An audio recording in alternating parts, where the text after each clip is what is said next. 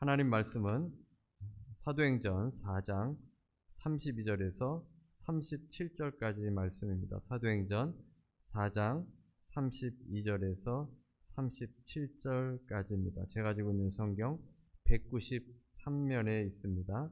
사도행전 4장 32절에서 37절까지입니다. 우리 32절부터 37절까지 함께 합독하겠습니다.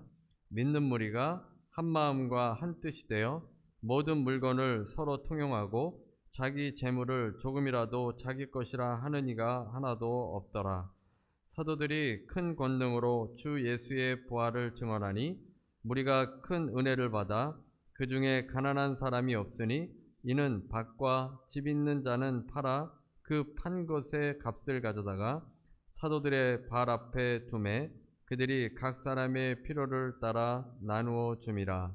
구브로에서 난 레위족 사람이 있으니 이름은 요셉이라.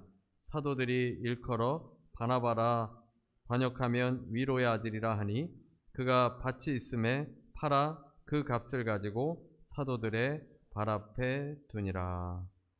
아멘. 네, 어떤 글에 보니까 일본에서 쌍둥이 할머니가 두 분이 계시는데 다 100세를 맞이해서 장수 나라인 일본에서도 큰 관심을 받았습니다. 장수의 원인을 알고 싶어서 이 신문 기자가 인터뷰를 했습니다. 사례금을 주면서 이런 질문을 이 100세의 이 할머니들에게 물어본 겁니다. 할머니, 이 돈으로 뭘 할 거예요? 이렇게 물으니까 할머니가 뭐라고 대답했냐면 늙을 때 대비해서 저축해야지 라고 하셨다고 합니다. 그 당시만 해도 이 100세면 굉장히 오래 사시는 나이인데 저축한다고 했다는 것입니다. 살아가는데 돈이 중요하다고 생각하는 겁니다. 노후에도 돈이 있어야 잘 살 수 있다고 생각합니다. 어르신들도 이 선물로 이 캐시를 가장 선호한다고 합니다. 과거보다도 현재에는 더욱더 돈이 필요한 시대가 되었습니다.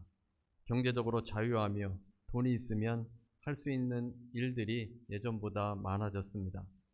사람들은 저마다 돈을 갖기를 원합니다. 돈이 있으면 원하는 것을 할 수 있다. 이 생각 때문에 돈에 대한 욕심이 더 많아지는 것 같습니다. 이러한 때에 그리스도인들은 어떻게 살아야겠습니까? 오늘 본문에 예루살렘에는 오순절 성령께서 임하셨습니다. 제자들이 기도하면서 성령을 기다렸는데 드디어 성령님이 임하신 것입니다. 제자들이 방언으로 말하고 담대히 복음을 증거했습니다. 성령이 임한 후에 제자들이 완전히 달라진 것입니다.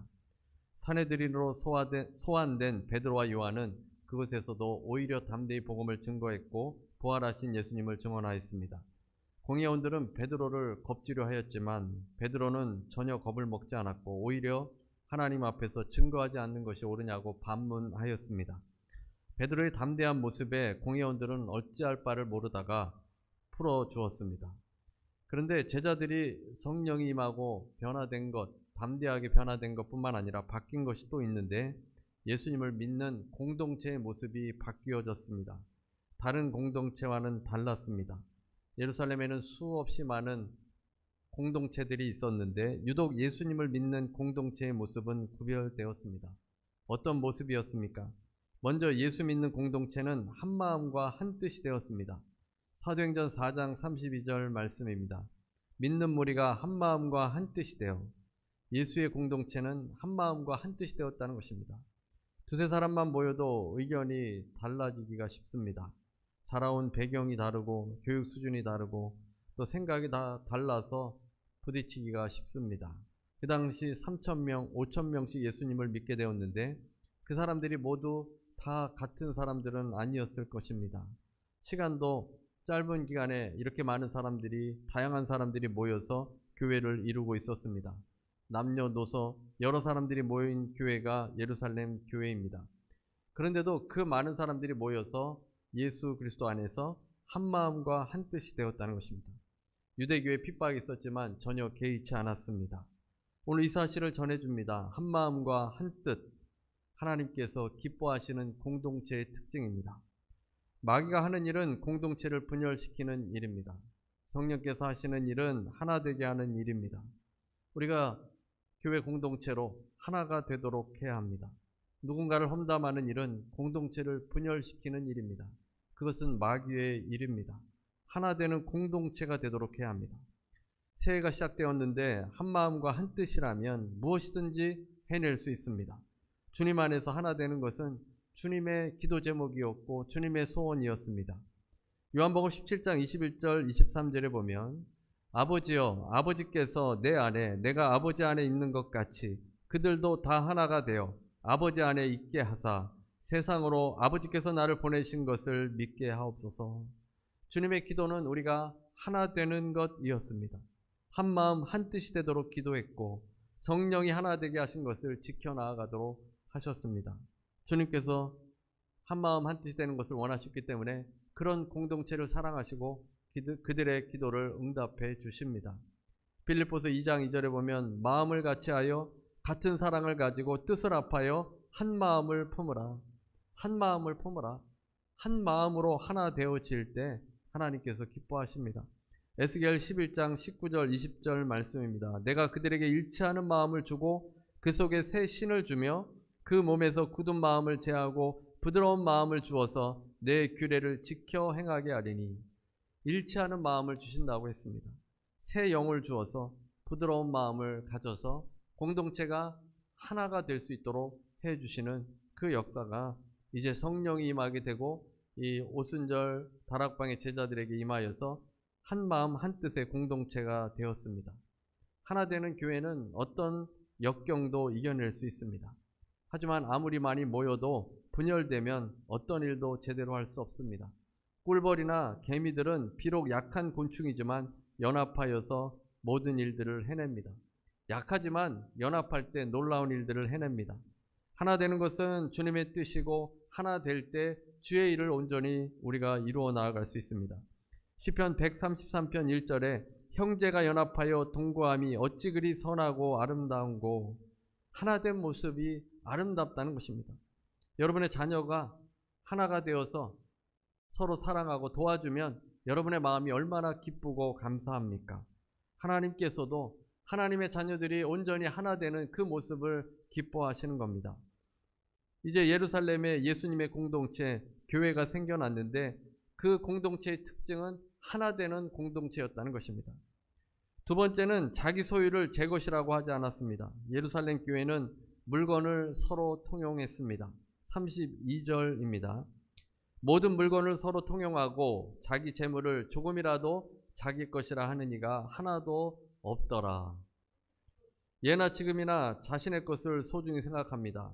자기 이익을 위해서 사는 것이 보통 인간의 모습입니다. 그러나 교회 공동체는 그렇지 않았다는 겁니다. 서로 물건을 나누는 삶을 살게 되었던 겁니다. 그런데 그 당시 예루살렘 성도들이 예수님을 믿고 난 뒤에 자신의 모든 소유를 일제히 다 갖다가 바친 것은 아닙니다. 원어로 보게 되면 지속적이고 반복적인 행동입니다. 한 번에 다 바친 것이 아닙니다. 필요한 경우에 그때마다 자신의 소유를 팔아서 필요한 것에 사용하였습니다. 마가 요한의 어머니 마리아가 여전히 자신의 집을 갖고 있었습니다. 모든 성도들이 일제히 다 전 재산을 팔아서 내놓은 것은 아니었습니다. 자발적으로 행하고 필요에 따라서 재산을 팔아서 사도들의 발 앞에 두었습니다. 오늘 이 말씀은 구약 성경의 말씀의 성취입니다. 신명기 15장 5절입니다. 내가 반드시 복을 받으리니 너희 중에 가난한 자가 없으리라. 예수 믿는 성도들이 많아지게 되고 자발적으로 자신의 소유를 팔아서 사도들 앞에 놓으니 구제하여서 가난한 자가 없게 되었다는 말씀이고 이 신명기의 말씀이 성취가 된 것입니다. 오늘 이 초대교회의 모습을 보면서 이상적인 공동체의 모습이라고 생각하게 됩니다. 그러나 우리 지금 오늘날의 교회들과는 거리가 멀다라는 생각을 지울 수 없습니다. 현실적으로는 불가능한 일이다라고 생각할 수 있습니다. 그런데 이것은 실제로 일어난 사건이고 역사적인 기록입니다.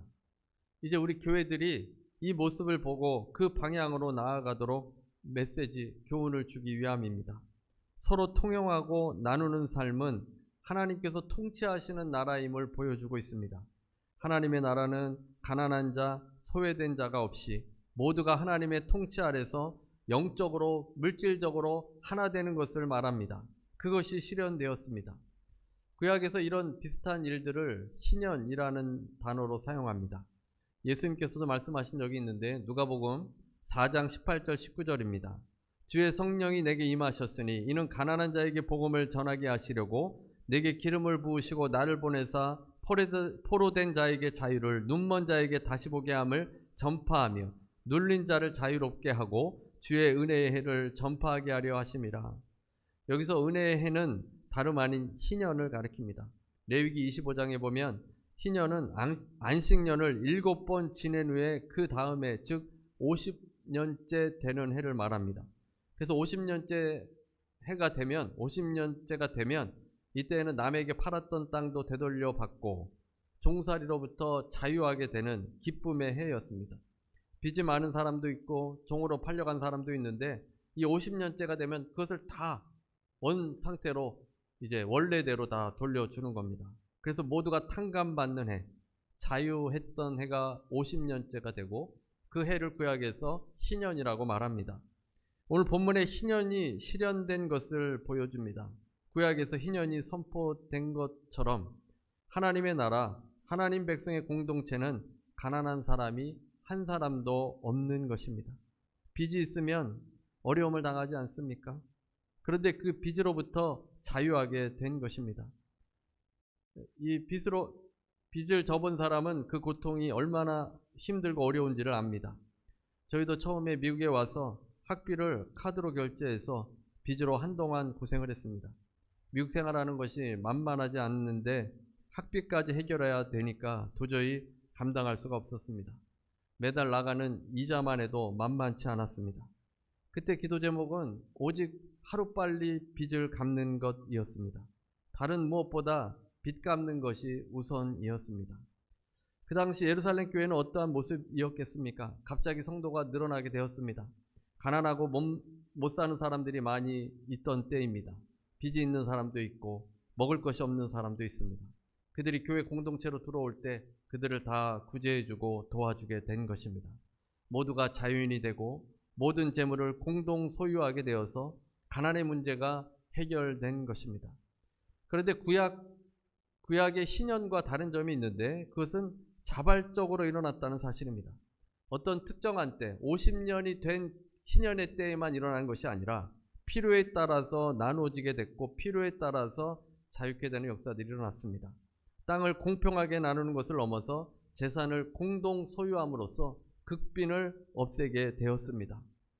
지금은 우리가 개인주의가 발달되어서 잘 상상이 되지 않습니다. 미국은 국가에서 극빈을 해결해 줍니다. 힘들고 어려운 사람들에게 푸드 스탬프도 주고 또 돈도 주어서 살도록 합니다. 그러나 그 당시에는 그런 사회보장제도가 없었습니다.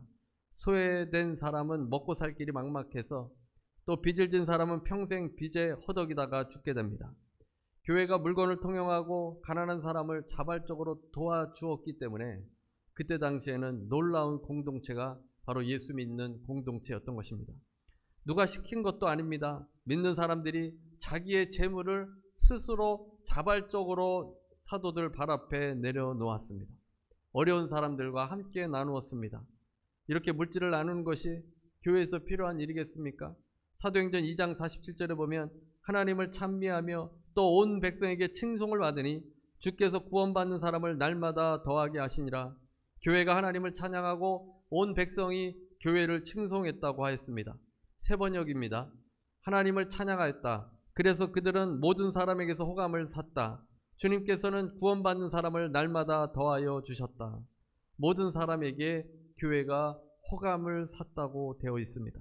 사람들이 기독교 공동체에 대해서 굉장히 좋게 생각했던 것입니다. 그렇게 된 데에는 그 이전에 44절과 45절의 말씀이 있습니다. 세 번역입니다. 믿는 사람은 모두 함께 지내며 모든 것을 공동으로 소유하였다.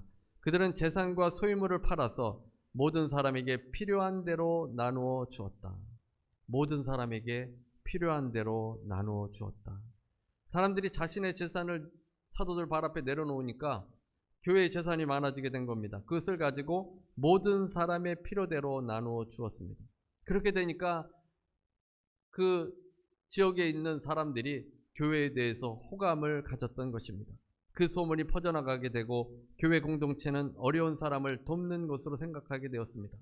사람들에게 칭송받지 않을 수 없습니다. 우리는 이런 말씀을 보고 강제적으로 또 이렇게 해야 된다, 재산을 내어놓으라고 말합니다. 그러나 이것은 또한 잘못된 것입니다. 이 모든 일은 강제적으로 된 것이 아니라 자발적으로 된 것입니다. 강제적으로 한다면 공산당이랑 다를 바가 무엇이 있겠습니까?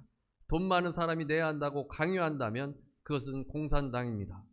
가진 사람이 자발적으로 참여할 때 하나님께서 기뻐하십니다. 이 사건 이후에 긍정적인 예하고 부정적인 예가 나옵니다. 바나바는 긍정적인 예이고 아나니아와 삽비라는 부정적인 예입니다. 바나바는 성도가 된 후에 재산을 팔아 사도들에게 맡겼습니다. 사도행전 4장 36절 37절입니다. 구브로에서 난 레위족 사람이 있으니 이름은 요셉이라 사람들이 일컬어 바나바라 번역하면 위로의 아들이라 하니 그가 밭이 있음에 팔아 그 값을 가지고 사도들의 발 앞에 두니라. 바나바는 밭을 팔아서 그 값을 사도들의 발 앞에 두었습니다. 나중에는 안디옥 교회의 초대 지도자가 된 인물입니다. 자발적으로 감사하며 밭을 팔아서 교회에 헌금한 것입니다. 부정적인 예는 사도행전 5장에 나옵니다. 아나니아와 삽비라인데 이 부부도 바나바처럼 밭을 팔아서 사도들의 발 앞에 맡겼습니다. 아마도 이 바나바뿐만이 아니라 많은 사람들이 이 밭을 팔아서 사도들의 발 앞에 두었을 겁니다. 또 다른 사람들이 이렇게 많은 그 재산을 팔아서 교회에 바치니까 사람들이 칭찬하고 이러다 보니까 아나니아와 삽비라 부부도 자신의 재산을 놓으려고 했던 것입니다. 그러나 그들은 진실하지 않았습니다. 그 판 값의 일부를 감추어서 하나님을 속였습니다. 성령을 시험하는 결과를 낳아서 벌을 받고 말았습니다. 예루살렘 교회 공동체가 아름다운 공동체인데 강제적이지 않았다는 사실입니다. 누군가가 부유하고 억지로 부유하다고 해서 억지로 내게 할 수 없습니다. 강제로 하면 결국 실패합니다. 자발성이 없고 폭력적이 되고 다툼과 시기가 들어오게 돼서 그 공동체는 부정한 공동체가 되어버립니다. 그러면 어떻게 이런 일들이 가능할 수 있겠습니까? 지금은 아예 불가능한 것입니까? 그때와 지금이 다른 점이 있기는 합니다.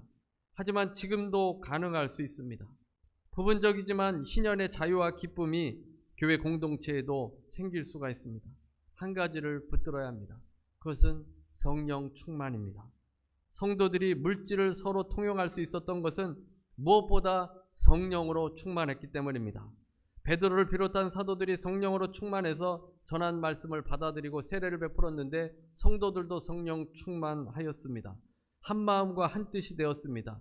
그때와 지금이 다른 것은 여러 사회적인 문제도 다르지만 더 본질적으로 다른 것은 성령 충만의 그 질적으로 다른 부분이 있습니다. 그때의 성령 충만과 지금의 성령 충만 차이가 있지 않겠습니까? 성령으로 온전히 충만해진다면 내 것이라고 주장하는 마음이 사라지고 온전한 일치를 이루는 공동체가 되어집니다. 사도행전 4장 32절에 모든 물건을 서로 통용하고 자기 재물을 조금이라도 자기 것이라 하는 이가 하나도 없더라. 성령 충만할 때 이런 역사들이 일어나게 되는 겁니다. 요즘은 너무 내 것이라고 주장을 하지 않습니까? 내 것 조금만 잃어버려도 분을 내고 화를 내고 얼굴에 핏대를 세웁니다. 그러나 성령 충만하면 여러분의 겉옷도 벗어주게 됩니다. 성령 충만하면 탐심이 사라집니다. 오순절 다락방 성령이 임할 때 제자들에게 다른 일은 시시해졌습니다. 성령으로 충만해지면 다른 것들을 무시하게 됩니다. 그런데 다른 것들로 충만해지면 성령이 무시당합니다. 초대교회는 성령으로 충만했습니다. 그러니 우리가 가진 것도 성령으로 충만할 때 이것을 온전히 나눌 수 있습니다. 올 이제 새해가 시작되었는데 여러분이 성령으로 충만하고 또 하나님의 은혜로 충만하면 주님께서 또 많은 은혜를 베풀어 주실 것입니다. 여러분이 축복의 통로로 산다는 것은 하나님께서 주신 복을 나만 가지고 있으면 축복의 통로가 될 수 없습니다. 하나님이 물질도 부어주시고 건강도 부어주시고 여러 가지 많은 복을 부어주시는데 나만 갖고 있으면 복의 통로가 아니라는 겁니다. 성령의 충만을 받아서 이것을 나누게 되어질 때, 누군가를 도와주게 될 때, 누군가에게 내 물질을 나눠줄 때 축복의 통로로 살아가게 되는 겁니다. 그래서 성령 충만하면 우리의 욕심을 넘어서서 하나님의 뜻을 이루게 됩니다. 욕심대로 살면 하나님께서 부르신 부르심에 온전히 응답할 수 없습니다. 오 하나님이라는 희곡이 있습니다. 이 작품에서는 하나님이 왜 최초의 인간인 아담과 하와를 창조하시고 그들에게 옷을 입히지 않으셨는가를 설명해 주고 있습니다. 여러분 한번 생각해 본 적이 있습니까? 아담과 하와를 만드시고 하나님께서 왜 그들에게 옷을 입혀주지 않으셨는가? 이 작가는 희곡에서 만약 하나님이 이 사람에게 아담과 하와에게 옷을 만들어 주셨다면 사람들은 옷을 받자마자 주머니가 달려야 한다고 요구한답니다. 그래서 주머니를 만들어 주면 그 다음에 사람들은 그 주머니에 돈을 채워달라고 할 것입니다. 마음이 약한 하나님이 돈으로 채워주면 인간의 모든 문제가 발생한다는 것입니다. 그렇게 되면 에덴 동산은 더 이상 지상낙원이 아니라 지옥으로 변하게 될 것입니다. 우리가 돈으로 채워질 것만 구하면 안 됩니다. 일용할 양식을 위해서 구하라고 주님께서 주기도문으로 제자들에게 말씀해 주셨듯이 필요한 것들 우리가 얼마든지 기도할 수 있는데 무엇보다도 올 한 해에는 성령으로 충만하도록 기도하시기 바랍니다. 성령으로 충만할 때 초대교회의 모습이 회복됩니다. 여러분의 가정이 회복되고 여러분의 일터가 회복됩니다. 자발적으로 도우며 자발적으로 나누는 놀라운 역사들이 일어납니다. 주님의 공동체는 하나 되는 공동체이고 물건을 나누는 공동체였고 이 공동체로 세워지려면 성령으로 충만해야 합니다. 새해가 시작되었는데 어떤 결심을 가지시고 계십니까? 무엇보다도 성령 충만해지도록 기도하시며 나아가시기 바랍니다. 하나님께서 원하시는 놀라운 일들은 여러분들이 성령 충만할 때 이루어질 것입니다. 올 한 해도 주님 기뻐하시는 한 해가 되시기를 주님의 이름으로 축원합니다. 우리 함께 성찬을 하도록 하겠습니다. 우리 찬송가 222장 찬송 부르시면서 성찬을 받을 텐데 성찬은 예수 그리스도의 몸으로 세워가는 것을 말합니다. 예수 그리스도의 공동체가 온전해지기 위해서 우리가 주님의 영, 성령으로 충만해져야 합니다. 이 성찬을 통해 주님과 연합하고 또 형제 자매와 연합해서 축복의 통로로 살게 해달라고 이 성찬을 받으면서 또 기도하는 시간 갖도록 하겠습니다. 우리 찬송가 229장 찬송 부르시겠습니다.